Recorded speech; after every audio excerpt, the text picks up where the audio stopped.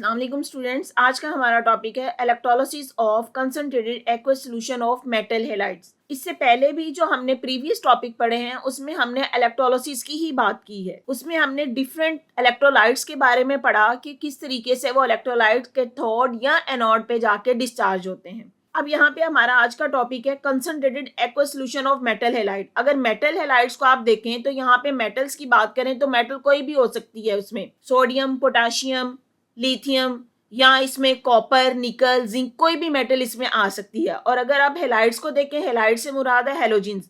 हेलोजिन्स कौन से हो जाते हैं, जैसे फ्लोरीन, क्लोरीन, ब्रोमीन।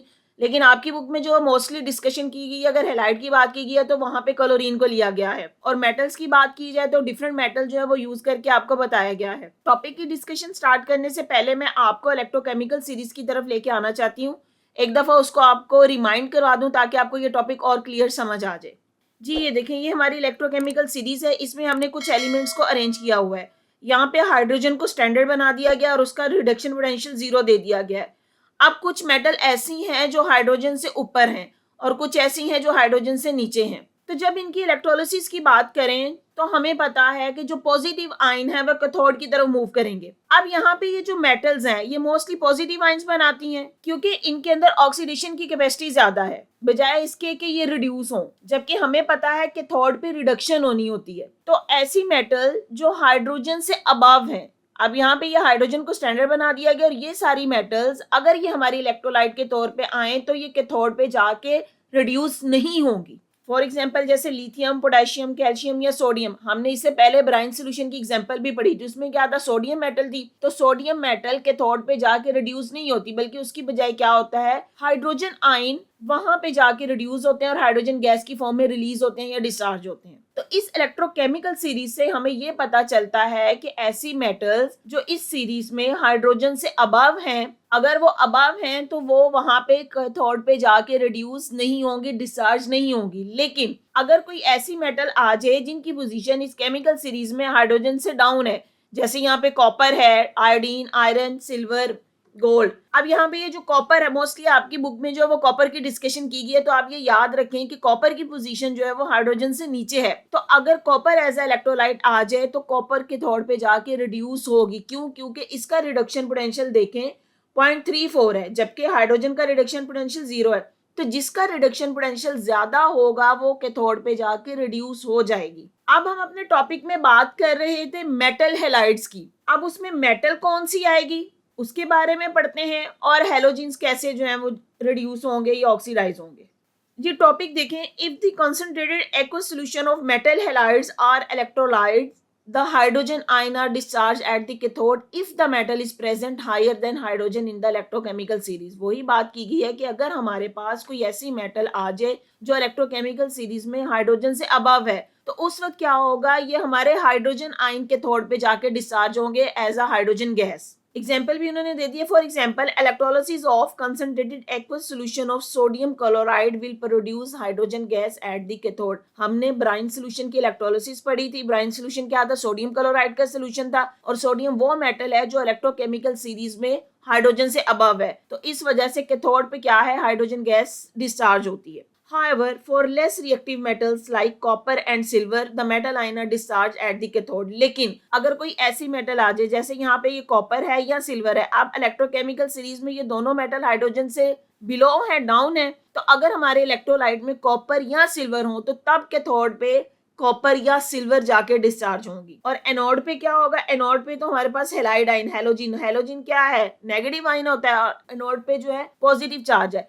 तो नेगेटिव आयन ने तो जाना ही पॉजिटिव की तरफ है। तो यहाँ पे जब भी मेटल हैलाइड का कंसंट्रेटेड सॉल्यूशन लिया जाएगा तो एनोड पे हमेशा हमारा हैलाइड आयन यहाँ पे डिस्चार्ज होगा।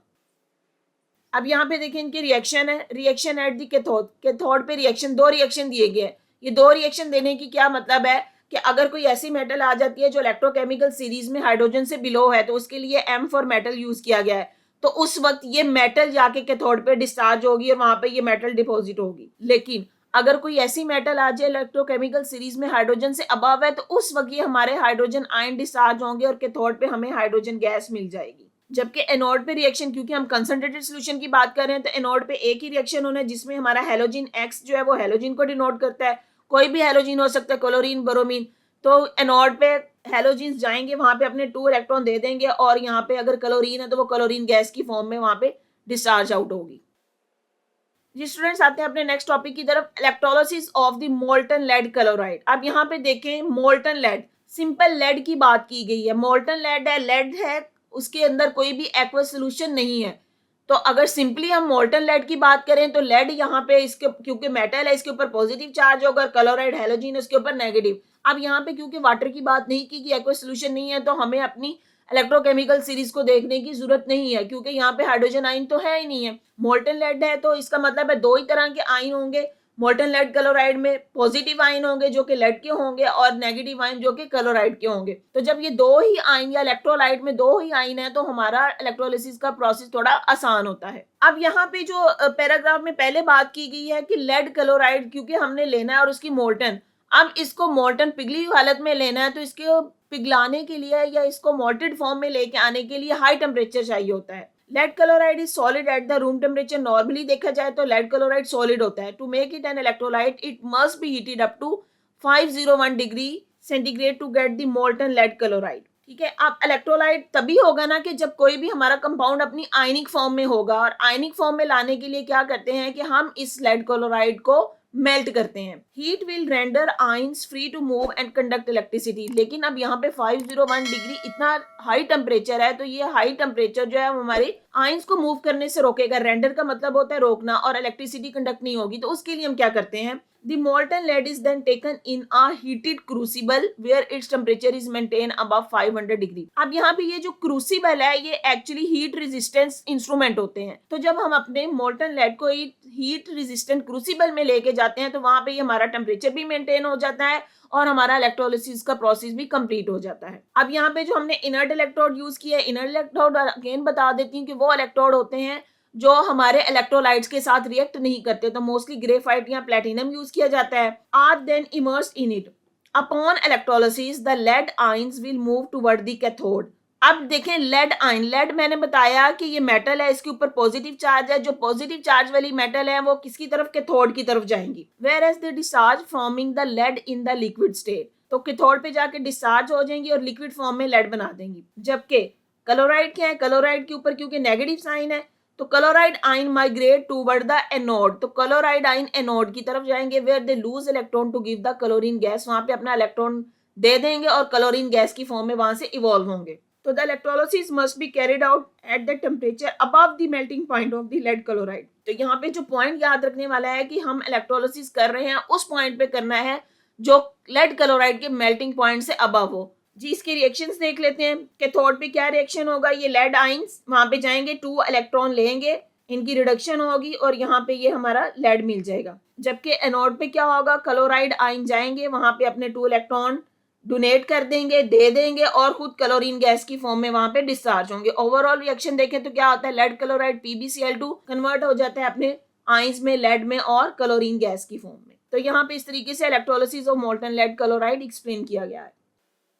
जी स्टूडेंट्स, अब क्या एक्सप्लेन किया गया है, electrolysis of the dilute solution of sulphuric acid using the inert electrodes carbon और प्लेटिनम। इनर्ट इलेक्ट्रोड यहाँ पे कार्बन या प्लेटिनम का यूज किया गया। अब कार्बन जो है वो ग्रेफाइट भी कह सकते हैं क्योंकि हमें पता है ग्रेफाइट कार्बन की ही एक फॉर्म है। अब अगेन यहाँ पे एक बात कह दी गई है डाइल्यूट सोल्यूशन। जब डाइल्यूट सोल्यूशन की बात की गई है तो इसका मतलब है कि इसमें वाटर की इन्वॉल्वमेंट हो गई है। वाटर की इन्वॉल्वमेंट हो गई है तो यहाँ पे हमारे पास डेफिनेटली हाइड्रोजन और हाइड्रोक्सिल आयन आएंगे और साथ में हमारे पास क्योंकि सल्फ्यूरिक एसिड है तो सल्फ्यूरिक एसिड की भी डिकम्पोजिशन होगी।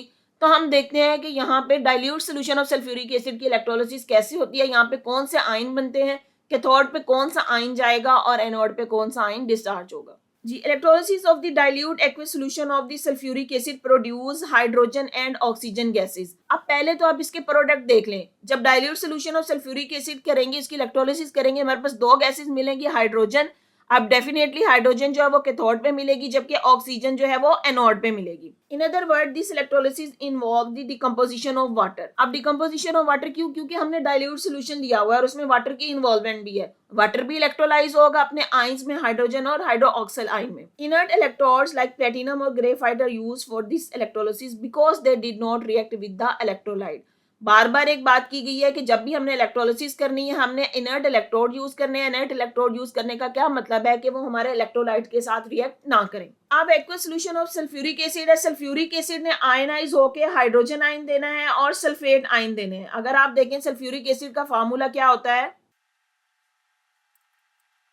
जी, सल्फ्यूरिक एसिड का फार्मूला है H2SO4। तो यहाँ पे जब ये अपने आयंस में डिसोसिएट होगा तो हाइड्रोजन आयन देगा और सल्फेट आयन देगा। यही बात की गई है, ये हाइड्रोजन आयन देगा और सल्फेट आयन ये सल्फ्यूरिक एसिड ने देने हैं। अब यहाँ पे हमारे पास वाटर भी है, वाटर आयनाइज होगा अपने हाइड्रोजन और हाइड्रोक्सिल आयन।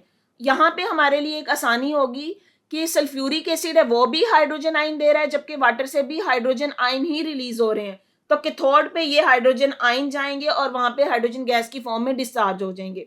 जबकि एनोड की तरफ, अब एनोड की तरफ नेगेटिव आयंस ने जाना है। यहाँ पे सल्फेट देखें, इस पे भी नेगेटिव चार्ज, हाइड्रोक्सिल इन पे भी नेगेटिव चार्ज, दोनों आयन जाएंगे एनोड की तरफ। लेकिन यहाँ पे जो हाइड्रोक्सिल आयन है इनका ऑक्सीडेशन पोटेंशियल ज्यादा होता है, इसलिए एनोड पे हाइड्रोक्सिल आयन जाके ऑक्सीडाइज होंगे और ऑक्सीजन गैस वहां पे रिलीज होगी। At the cathode, hydrogen ion gain electron to give the hydrogen gas. At the anode, both sulfate and hydroxyl ion are attracted, but hydroxyl ion lose electron to give the oxygen gas. तो यहाँ पे ये बात की गई है कि जो हाइड्रोक्सिल आयन है ये ज्यादा जल्दी ऑक्सीडाइज हो जाते हैं, अपने इलेक्ट्रॉन लूज करेंगे और वहां पे ऑक्सीजन गैस हमें एनोड पे मिल जाएगी। Sulphate ion are not discharge at the anode because they are difficult to be oxidise as compare to hydroxide ion. तो यहाँ पे उन्होंने इसकी रीजन भी एक्सप्लेन कर दी है कि सल्फेट आयन क्यों नहीं जाके डिस्चार्ज होते, क्योंकि ये हाइड्रोक्सिल आयन की निस्बत इनको डिफिकल्टी होती है ऑक्सीडाइज होने में।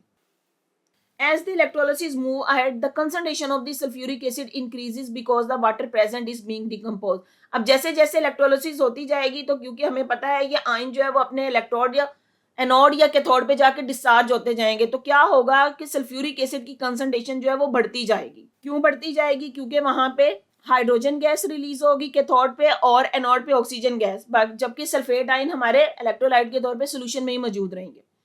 अब यहाँ पे रिएक्शन दिया गया कैथोड पे क्या रिएक्शन होता है देखें, हाइड्रोजन आयन जाएंगे, 2 इलेक्ट्रॉन रिसीव करेंगे, इनकी रिडक्शन होगी और हाइड्रोजन गैस की फॉर्म में वहां पे रिलीज हो जाएंगे। जबकि एनोड पे क्या होगा, हाइड्रोक्सिल आयन जाएंगे, वहां पे इलेक्ट्रॉन देंगे। अब यहाँ पे 4 हाइड्रोक्सिल आयन दिया गया इसलिए यहाँ पे ये 4 इलेक्ट्रॉन डोनेट करेंगे या गिव अवे करेंगे और यहाँ पे ऑक्सीजन गैस रिलीज होगी।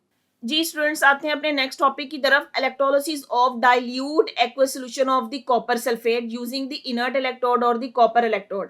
अब यहाँ पे देखें दो बातें की गई हैं, एक तो हमें dilute aqueous solution of copper sulphate दे दिया गया है, दूसरा इसमें इनर्ट इलेक्ट्रोड, दो तरह के हमने इलेक्ट्रोड यूज करने हैं, एक इनर्ट इलेक्ट्रोड और दूसरा कॉपर इलेक्ट्रोड यूज करेंगे। दोनों तरीके से आपको ये इसकी इलेक्ट्रोलिसिस एक्सप्लेन की गई है। अब यहाँ पे देखिए क्योंकि डाइल्यूट एक्वस सॉल्यूशन है तो यहाँ पे वाटर भी इलेक्ट्रोलाइज होगा, हाइड्रोजन और हाइड्रोक्सिल आयन देगा। अब अगर आप अपनी इलेक्ट्रोकेमिकल सीरीज में देखें वहां पे मैंने आपको बार बार एक ही बात कही थी कि जो कॉपर मेटल है वो हाइड्रोजन से बिलो है, और अगर वो हाइड्रोजन से बिलो है तो कैथोड पे वो वाली मेटल ही डिस्चार्ज होगी। तो इलेक्ट्रोकेमिकल सीरीज के अकॉर्डिंग कॉपर क्योंकि हाइड्रोजन से बिलो है तो कॉपर का रिडक्शन पोटेंशियल हाइड्रोजन से ज्यादा है, इसलिए कॉपर कैथोड पे जाके रिड्यूस हो जाएगी। तो यहाँ पे ये देखें, अब कॉपर सल्फेट को अगर देखें, कॉपर सल्फेट का फार्मूला होता है CuSO4। जी, कॉपर सल्फेट का फार्मूला, अब कॉपर सल्फेट का ये फार्मूला है तो यहाँ पे ये कॉपर आयन देगा और सल्फेट आयन देगा। अब क्योंकि कॉपर आयन जो है इनका रिडक्शन पोटेंशियल हाइड्रोजन से ज्यादा है इसलिए कैथोड पे कॉपर आयन जाके डिस्चार्ज हो जाएंगे, जबकि जैसे हमने अपने प्रीवियस लेक्चर में पढ़ा था कि सल्फेट आयन जो है वो एनोड पे जाके डिस्चार्ज या ऑक्सीडाइज नहीं होते हैं। तो वहां पे भी क्या होगा, अगर सल्फेट आयन ऑक्सीडाइज नहीं होते तो हमारे वाटर में से जो हाइड्रोक्सिल आयन है वो जाके एनोड पे डिस्चार्ज होंगे। जी देखें, अब कैथोड पे क्या रिएक्शन होगा कि कैथोड पे ये कॉपर आयन जाएंगे, 2 इलेक्ट्रॉन रिसीव करेंगे और कॉपर की फॉर्म में डिस्चार्ज हो जाएंगे। जबकि एनोड पे क्या होगा, हाइड्रोक्सिल आयन जाएंगे। क्यों हाइड्रोक्सिल आयन जाएंगे? क्योंकि इनका ऑक्सीडेशन पोटेंशियल सल्फेट आयन की निस्बत ज्यादा है, या इनको कह लें कि इनका ऑक्सीडाइज होने की पावर सल्फेट आयन की निस्बत ज्यादा है, इसलिए एनोड पे हाइड्रोक्सिल आयन जाएंगे और वहां पे ऑक्सीजन की फॉर्म में यहाँ डिस्चार्ज हो जाएंगे, हमें यहाँ पे एनोड पे ऑक्सीजन मिलेगी और ये ऑक्सीडेशन एनोड पे हो रही है। अच्छा, ये वाले जो रिएक्शन हमने पढ़े हैं ये उस केस में पढ़े हैं कि जिसमें हमने इनर्ट इलेक्ट्रोड यूज किए हैं। अब अगर हम वो वाले इलेक्ट्रोड यूज करें जिसमें कॉपर इलेक्ट्रोड के तौर पे यूज हो तो तब हमारा रिएक्शन कैसे होगा। उससे पहले एक बात की गई, since the concentration of copper ion decrease slowly so the blue colour of the solution fade away with the passage of time. जो हमारा कॉपर सल्फेट का सोल्यूशन है वो ब्लू कलर का होता है, लेकिन जैसे जैसे उसकी इलेक्ट्रोलिसिस होती जाए तो आपने ये देखें यहाँ पे ये जो कैथोड पे कॉपर की रिडक्शन हुई जा रही है, यहाँ पे कॉपर आके डिपॉजिट होता जा रहा है, तो इस वजह से क्या होगा कि हमारे सोल्यूशन का जो ब्लू कलर है फेडेड अवे, मतलब खत्म होता जाएगा, कम होता जाएगा। क्यों कम होता जाएगा? क्योंकि हमारे इलेक्ट्रोलाइट में से कॉपर तो निकल के कैथोड पे डिस्चार्ज हो रहा है, इसलिए हमारे सोल्यूशन का ब्लू कलर फेड अवे हो जाएगा या कम हो जाएगा। जी अब नेक्स्ट बात करते हैं कि अगर हम इनर्ट की बजाय कॉपर इलेक्ट्रोड यूज करें तो हमारा रिएक्शन कैसे होगा। If the copper electrode are used instead of inert electrode, the copper metal atom from the copper anode start going into solution in the form of the copper ion and the electrode may start decreasing. अब क्या मतलब है इस बात का कि हमारा जो एनोड है, एनोड क्योंकि हमने कह दिया हमने इलेक्ट्रोड कॉपर के लिए हैं, तो यहाँ पे जो एनोड पे हो तो वहां पे ऑक्सीडेशन रही है, यहाँ पे देखें एनोड पे ऑक्सीडेशन होगी, लेकिन क्योंकि ये हमारा जो इलेक्ट्रोड है वो कॉपर का ही बना हुआ है, यहाँ पे इसकी ऑक्सीडेशन होगी, ये 2 इलेक्ट्रॉन दे देगा और साथ में ये जो कॉपर आयन है ये कॉपर आयन मूव करते जाएंगे कैथोड की तरफ। अब यहाँ पे कैथोड पे आके क्या होगा, कॉपर आयन 2 इलेक्ट्रॉन लेंगे और यहाँ पे कॉपर डिपॉजिट होता जाएगा कैथोड के ऊपर। तो इस प्रोसीजर को हम बोलते हैं इलेक्ट्रोप्लेटिंग।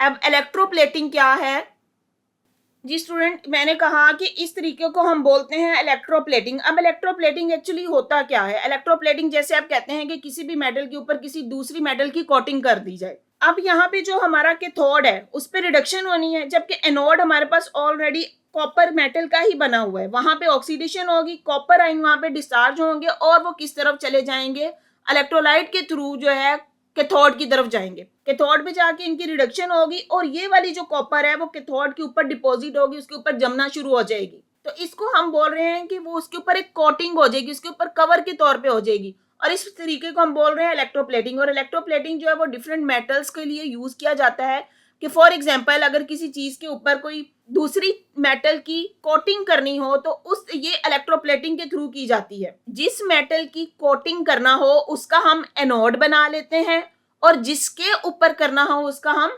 कैथोड बना लेते हैं। तो अब क्योंकि एनोड पे ऑक्सीडेशन होती है तो यहाँ पे एनोड हमारा वही वाली मेटल यूज करेंगे जिसकी हमने कवरिंग करनी है। तो जब एनोड पे ऑक्सीडेशन होगी वही वाले मेटल आयन जो है वो मूव करेंगे कैथोड की तरफ और कैथोड पे जाके डिपॉजिट हो जाएंगे। तो इसको हम बोलते हैं इलेक्ट्रोप्लेटिंग। जैसे आप लोगों ने कॉमन एग्जांपल भी सुनी होगी कि किसी भी चीज के ऊपर, जैसे जी इसके ऊपर जी सोने का पानी चढ़ा दो, तो एक्चुअली सोना गोल्ड है, गोल्ड क्या है, मेटल है, तो वो इलेक्ट्रोप्लेटिंग के थ्रू किया जाता है कि वहां पे गोल्ड को एनोड के तौर पे यूज किया जाता है और कोई भी दूसरी चीज या मेटल जिसका हमने गोल्ड का पानी चढ़ाना हो या जो भी गोल्ड की इलेक्ट्रोप्लेटिंग करनी है उसको कैथोड के तौर पे यूज करते हैं। जी आते हैं अपने क्विक चेक की तरफ। Why carbon electrode are use in the electrolysis of concentrated solution of NaCl। अब इलेक्ट्रोलिसिस में हमने कार्बन इलेक्ट्रोड क्यों यूज किए हैं? तो कार्बन इलेक्ट्रोड वहां पे इसलिए यूज करते हैं, हमें पता है कि ये इनर्ट है। ब्राइन सोल्यूशन की जब इलेक्ट्रोलिसिस की जाती है तो यहाँ पे क्लोरीन गैस डिस्चार्ज होती है, तो अगर हम कार्बन इलेक्ट्रोड यूज नहीं करते कोई और यूज करेंगे तो हो सकता है कि ये क्लोरीन उनके साथ रिएक्ट कर जाए,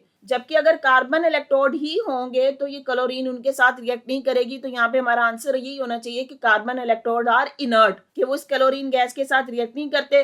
और दूसरी बात इसमें आप ये भी कह सकते हैं जो कार्बन इलेक्ट्रोड हैं दे आर चीपर, मतलब इतने एक्सपेंसिव नहीं होते, आप इनको इजीली अवेल कर सकते हैं। जी स्टूडेंट्स, अगर आपको मेरा लेक्चर पसंद आया है तो मेरी वीडियो को लाइक करें, अपने फ्रेंड्स के साथ शेयर करें, मेरे चैनल को सब्सक्राइब करें और बेल आइकन पे क्लिक कर दें ताकि हर आने वाली न्यू वीडियो सबसे पहले आपको मिल जाए। थैंक यू, दुआओं में याद रखिए। अल्लाह हाफिज़।